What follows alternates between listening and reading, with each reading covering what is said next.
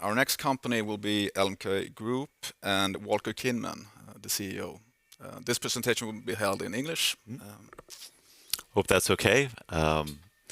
As an English native speaker, sometimes it goes smoother this way. Thank you for everybody. Thank you to Västra, Hamnen's corporate finance for the invitation to speak, as well as to you who are taking the time to listen, both here in present and online. Time is something that I'll come back to in this presentation. So my name is Walker Kinman. I'm the CEO at LMK Group. I'm going to give you an introduction to our business, the business of meal kits, and then I'll take you through the investment highlights in what meal kits is all about. So if we look at the LMK Group in brief, and I appreciate the intro on Linas Matkasses. Linas Matkasses is one of the brands that we operate in our portfolio. We're present in Sweden, Norway, and Denmark. If you're Norwegian, the brands you might recognize are Adams Matkasse, as well as Godt Levert. If you're Danish, you might recognize Ratnemt, which is the brand we operate in Denmark. So we're a profitable leading supplier of meal kits in the Nordic region. We consider ourselves a leader in food tech, a specific portion of technology that helps in food distribution. We have been listed on the NASDAQ First North Premier Market since March 2021. To give you an idea of the dimensions of the business, we delivered last year 17 million meals in 2022. We did about 1.1 billion Swedish crowns in net sales. We reported last quarter that we have 84,000 active customers. And if you look across Scandinavia, we have the capability to deliver our service, the meal kit service, to over 80% of households. So what is the meal kit model then? And basically what we're doing with a meal kit is we have a subscription, a weekly subscription model for delivering recipes and ingredients to the customer's home. The customers have the choice. They can choose from this selection of curated meals with good nutritional balance and very good taste. They don't have to choose, though. They can just take the subscription as is, and they'll have a great week of meals. It eliminates the need to plan and to go out and shop for your groceries. It saves time. It also provides food inspiration in the home for home cooking.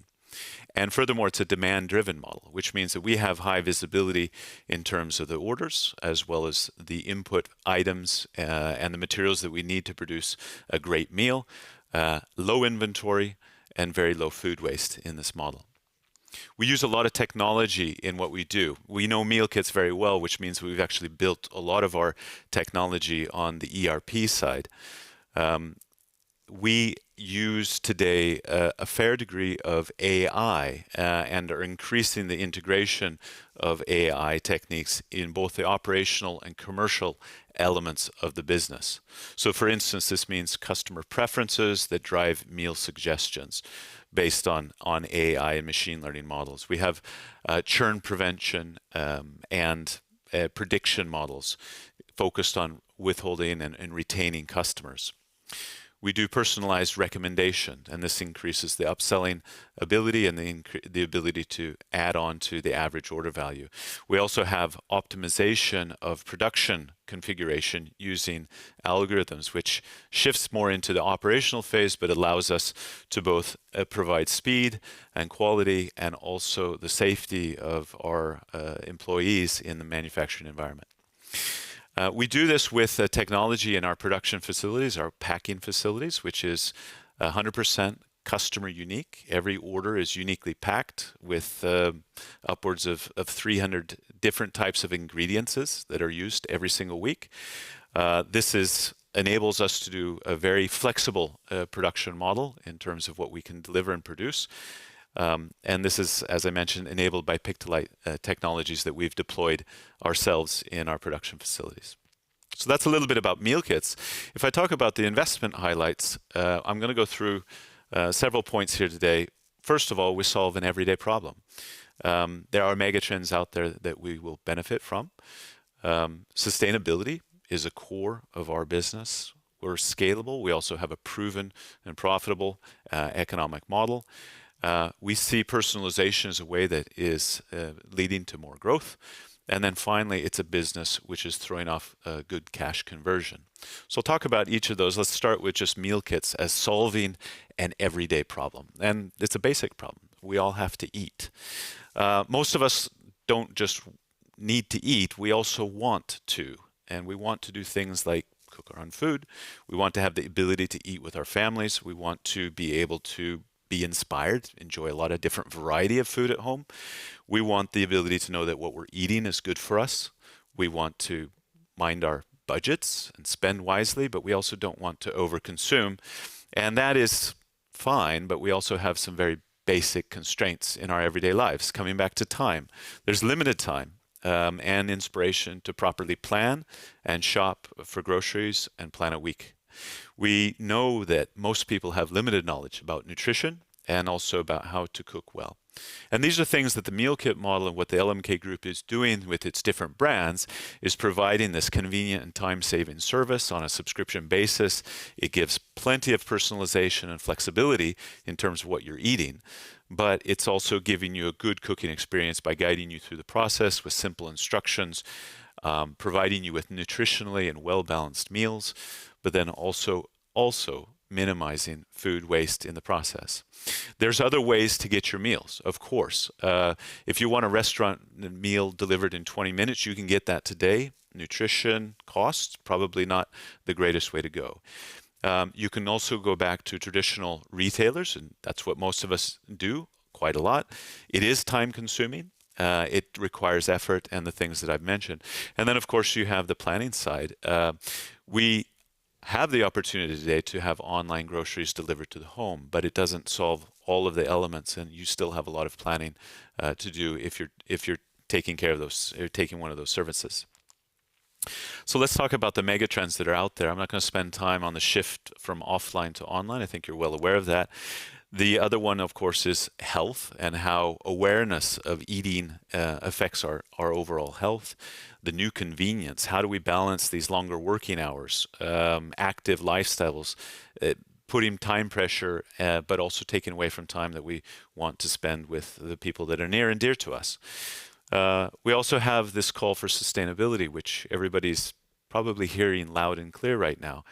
And if we think about sustainability and get into sort of, some of the other elements of the investment case, sustainability has been at the core of our business since it was started. Reducing food waste makes a lot of sense, both from the general environment perspective, but also from the household perspective, also from a business perspective. So we spend a lot of time in making sure that we have accurate forecasts, making sure that we reduce what's needed to be produced. We don't only purchase the food that customers need for their meal kits. We don't speculate on food in our operations. And that means that we end up driving, in this distribution model of food, we drive a huge element of food waste out of the distribution. We think about the fact that our customers are also learning as their customers. And in the learning process, we're also teaching them how to reduce food waste. And all of this comes together as a very core part of our sustainability work. We also work with a lot of different things as well. So obviously, local meat and dairy is an important part of engaging in animal welfare issues. We have looking at climate recipes and testing those out for consumers to show them what their impact in terms of the climate is on the model. We work extensively with making sure that we reduce packaging material. We use plastics, but we use the plastics that we need to preserve food quality and minimize food waste. And then we also work with our transport providers, making sure that we're finding different ways to make transport more effective. This can be something as simple as 2 weeks ago, we launched new algorithms that help us pack boxes even more efficiently, reducing the size of the boxes, reducing the footprint of each box being used in distribution. If we think about the business itself, it has been around since 2008. The Linas brand in Sweden has been around for 15 years now. The other brands have been around as long, or in some cases in Norway, slightly shorter, over 10 years. There's a strong brand asset foundation in this direct-to-consumer business. So when we think about aided awareness, for instance, you see in Linas, Adams, Gott & Värt, you see aided awareness figures, which are high 60s, low 70s. We have good aided awareness in Denmark, but not the same type of awareness as we have in Norway and Sweden. Trustpilot scores that are quite good, always room for improvement, and these are the things that we actively work with to find ways to make it easier for the customer. If you think about the operational platform that we're working off of, we have 3 production facilities, one in Sweden, one in Norway, and one in Denmark. This is a proven model. We have lots of scalability in our capacity, but we also have high accuracy and low complaints. Our transportation model is fully outsourced, so once we deliver to carriers, both the line haul and last mile transportation is done by third parties. We own no vehicles or fleets of vehicles to move our product. Operations are now integrated on the same type of technical platform, the same type of production technology in all of our production sites.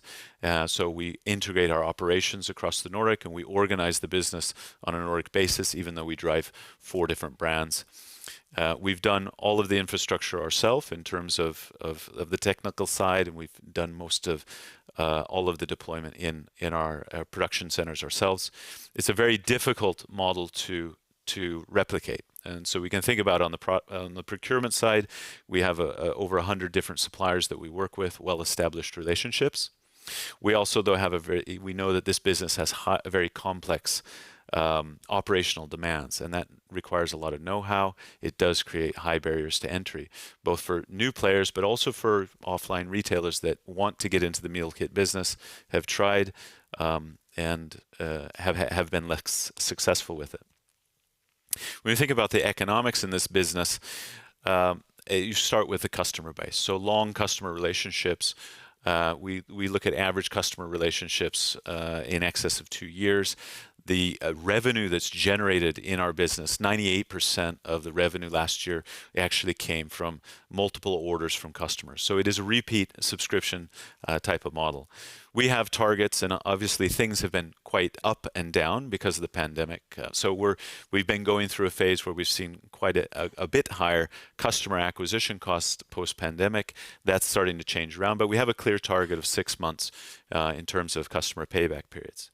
When we think about unit economics, so contribution margins per delivery over the last 12 months, ending in the first quarter, were 223 crowns per delivery to the customer. And this is up 25 crowns from a year before. You can look at it on a relative basis too. Our relative contribution margin has been improving quite a bit, largely due to changes in the production processes that we did a year ago to move to 100% customer unique. But if we look at the last 6 months, our contribution margins hit 30.7%. This is up 5.2 percentage points from the same period a year ago. So quite strong improvement on the profitability side, which then translates into our EBITDA margins. So on the 12-month basis, we were at 5%. But again, if you look at the 6-month window, it was 8.9%, up 5.4%. So there's good, strong unit economics here for profitable growth in the future. One of these is looking at the benefits of scale, the benefits of scale that we have. I've been told this is a complex slide, so what I just highlight and leave with you, and you can look through the details later if you like, it comes down to the fact that we have an average order value of 100%, and the variable contribution margin is around 36% for every delivery. There is some fixed cost above the contribution margin line, but every delivery gives an additional 36% in terms of contribution margin.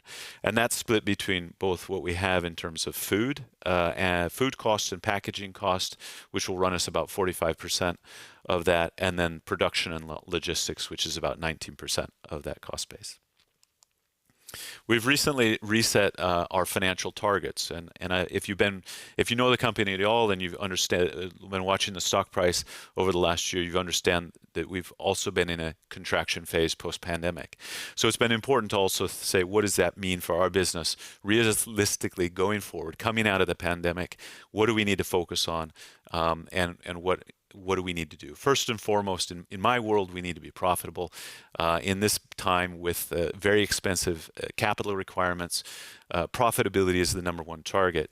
We acknowledge that we will need to grow again, and we want to grow again. But the first step here is really to get stabilization in the revenue development during 2023, and then after that grow on what would be probably 6 to 8% CAGR basis. When we're doing that type of growth, we see profitability at 4 to 6% EBIT margins. We do this by having a very balanced approach in terms of sales and marketing, a clear target that is sales and marketing which shouldn't exceed 13% of net sales. We talk about contribution margins that should be around 30% in our business to make this business model work really well, and we're excited to see that happening. We're also excited to push the model back to a growth phase.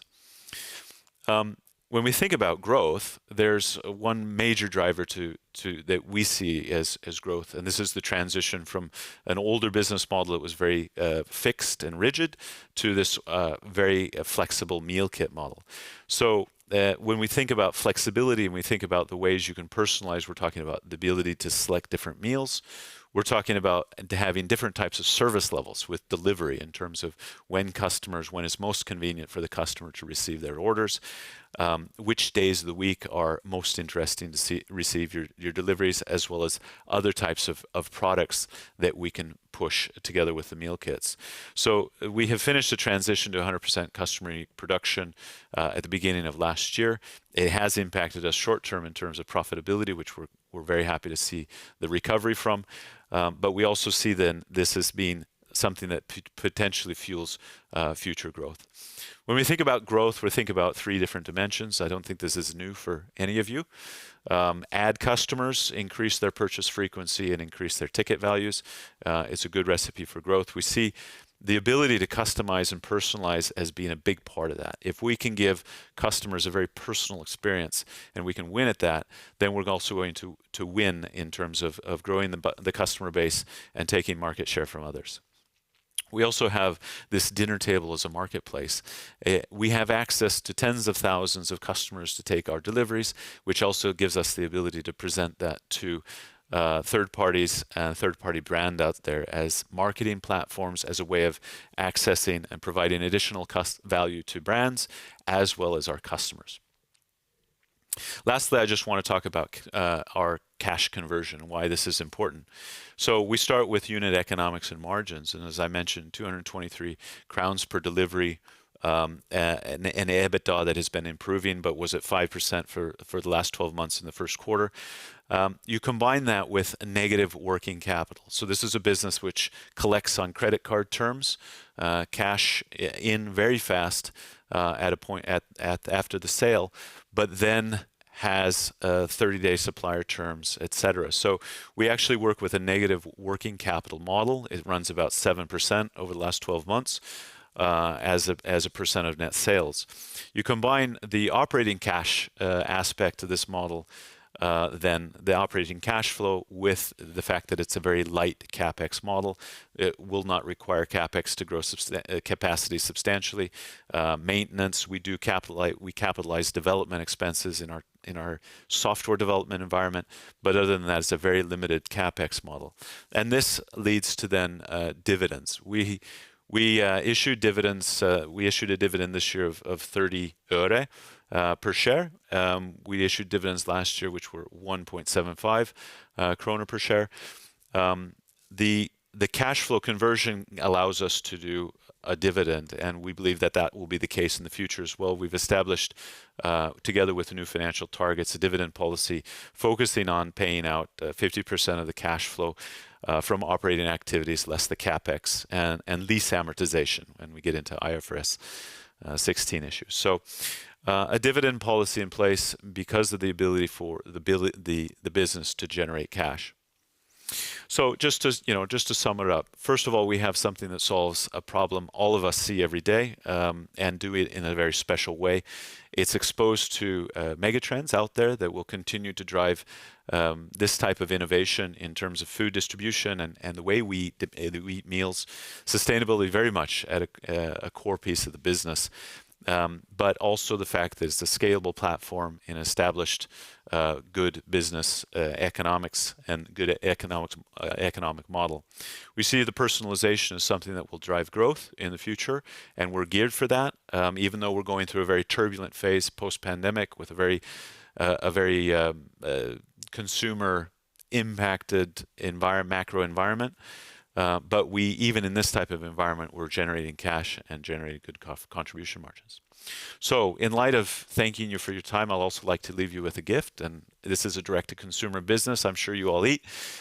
So if you have a chance and you want to try the service and you haven't tried the service before, this is a nice way to get a discount on the first 3 deliveries. We'll give you a 30% discount, and feel free to take advantage of that. And there's one for each market, so you can try one of the brands that you like. So thank you very much. Thank you. The profitability has been variable during recent years, right? Yeah. You record an EBIT of minus 149 million in 2022. Could you elaborate Sure. on that? Absolutely, and I think it sounds like 149 million loss in 2022 is a large loss. 120 million of that has to do with a impairment of goodwill. Goodwill that was generated in transactions that were done in 2015. And because of the changes in cost of capital, because of the changes post-pandemic in terms of valuation of intangible assets, it was prudent to take a write-down of 120 million. The business has also gone through quite a transition because of gearing up for growth, coming from the pandemic to needing to change foot. We introduced large changes in our production and our production methodology. We needed to learn how to work with that and improve in our efficiency. At the end of the day, we've been able to do that. At the same time, we've been able to continuously reduce our structural cost and our structural footprint back to what is a realistic level given where growth is at today.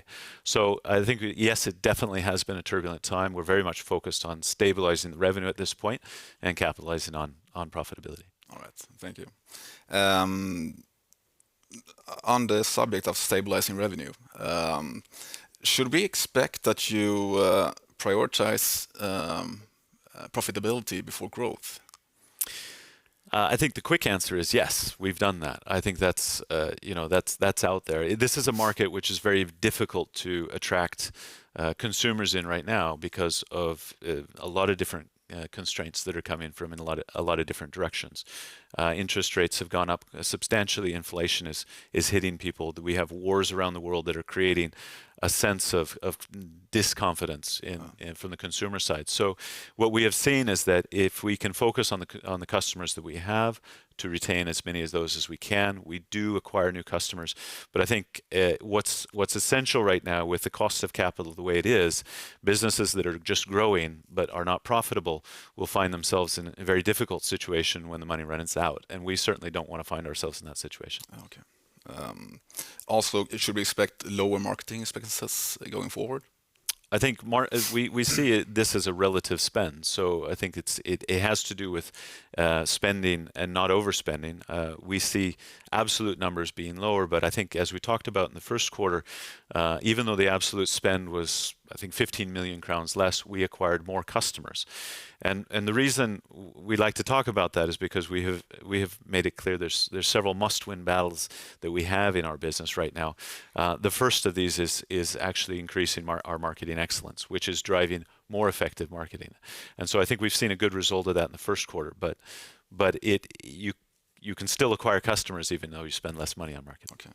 I think we have time for one final question. You're currently active on 3 markets. Are these markets in the same development stage?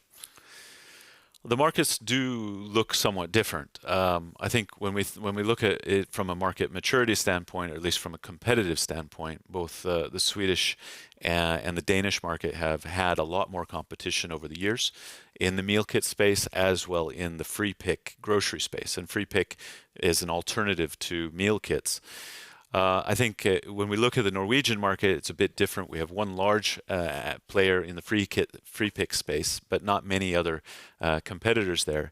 The market itself on the meal kit side is much smaller, even though it accounts for a larger share of our revenue.